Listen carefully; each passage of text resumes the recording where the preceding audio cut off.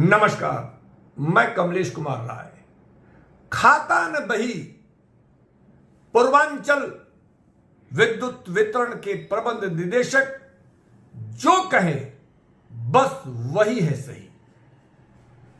जब कोई अधिकारी मुख्यमंत्री की समीक्षा बैठक को भी कमतर आंकने की हिमाकत कर सके, जब किसी अधिकारी के द्वारा मुख्यमंत्री की समीक्षा बैठक में विद्युत व्यवधान की जिम्मेदारी हो और उसे भी बचाने की हिकमतें की जा रही हो, तो निश्चित रूप से यह प्रकरण गंभीर माना जा सकता है। दरअसल 20 जुलाई को प्रयागराज में मुख्यमंत्री योगी आदित्यनाथ के द्वारा एक समीक्षा बैठक के दौरान सर्किट हाउस में कुछ देर के लिए विद्युत आपूर्ति पूरी तौर से ठप हो गई। विद्युत आपूर्ति प्रभावित होने के बाद मुख्यमंत्री योगी के द्वारा इस पर नाराजगी भी व्यक्त की गई।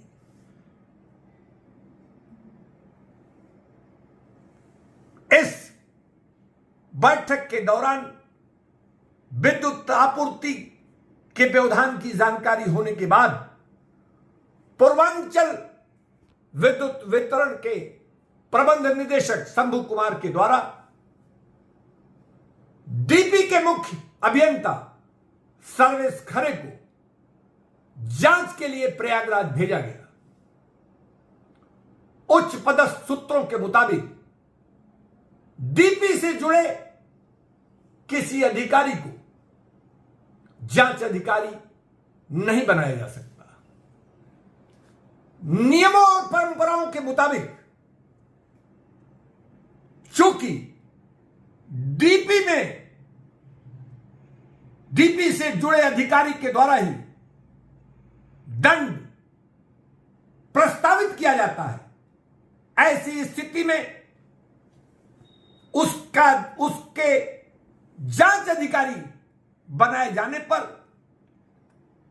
निष्पक्षता का न होना माना जाता है। लेकिन किन परिस्थितियों में एमडी पूर्वांचल के द्वारा डीपी के मुख्य अभियंता को जांच अधिकारी बनाया गया, यह समझ से परे है। कई दिन बीत जाने के बाद भी जांच के परिणाम क्या हुए, संबंधित जिम्मेदार अधिकारियों के विरुद्ध कार्रवाई प्रबंधन के द्वारा क्या की गई, यह अभी तक पता नहीं लग सका है।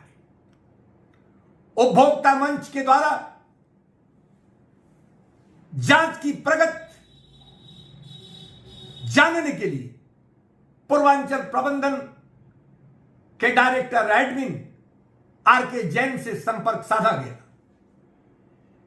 आरके जैन के द्वारा उपभोक्ता मंच के सवाल के जवाब में स्पष्टता से कहा गया कि जांच के संदर्भ में उन्हें किसी तरह की कोई जानकारी नहीं है, यह सिर्फ डायरेक्टर टेक्निकल ही इस संदर्भ में बता सकते हैं।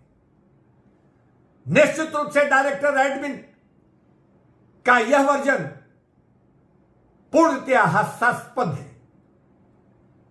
क्योंकि जब भी कोई जांच अधिकारी अपनी जांच रिपोर्ट एमडी को सुपुर्द करता है, तो एमडी के द्वारा डायरेक्टर एडमिन के माध्यम से ही डीपी में संबंधित जांच रिपोर्ट पर कार्रवाई करने के लिए भेजा जाता है।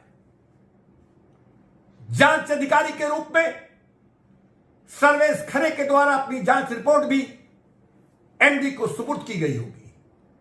एमडी के द्वारा डायरेक्टर एडमिन के माध्यम से जांच पर अग्रिम कार्रवाई के लिए डीपी को भेजा गया होगा और जो सर्वे शुक्ला डीपी के जो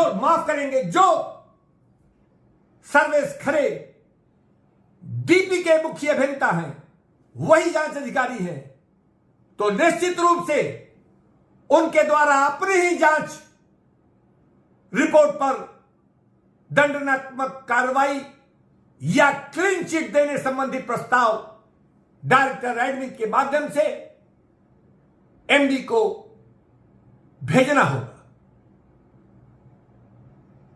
चीफ इंजीनियर डीपी के द्वारा जांच से संबंधित जांच रिपोर्ट एमडी तक भेजी गई या नहीं, यह प्रबंधन में बैठा कोई भी ओहदेदार बताने की स्थिति में नहीं है। डायरेक्टर एडमिन के द्वारा डायरेक्टर टेक्निकल के नाम लिए जाने के बाद उपभोक्ता मंच के द्वारा डायरेक्टर टेक्निकल से संपर्क स्थापित करने की कोशिशें की गई, लेकिन बार बार फोन करने के बाद भी डायरेक्टर टेक्निकल के द्वारा फोन पिक न करने से संबंधित मामले में कोई प्रगति उपभोक्ता मंच जानने में नाकाम रहा। अंत में उपभोक्ता मंच के द्वारा मुख्यमंत्री से जुड़े सवाल होने के महत्व के चलते प्रबंध निदेशक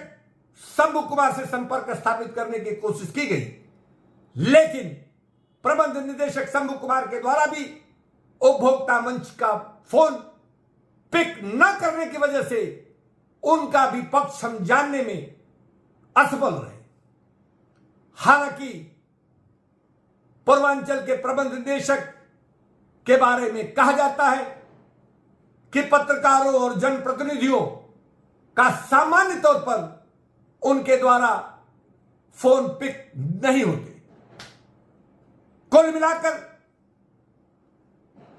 मुख्यमंत्री की समीक्षा बैठक के दौरान विद्युत व्यवधान से संबंधित इस घटना को पूर्वांचल प्रबंधन आखिर गंभीरता से क्यों नहीं ले रहा है, यह एक बड़ा सवाल है।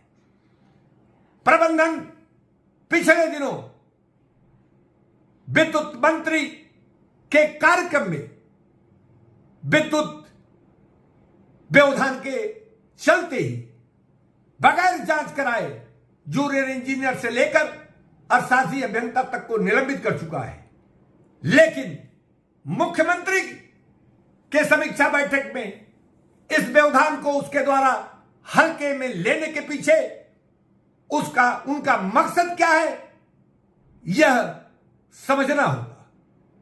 सरकार या यूपीपीसीएल से जुड़े अधिकारियों को इस पूरे प्रकरण को गंभीरता से लेते हुए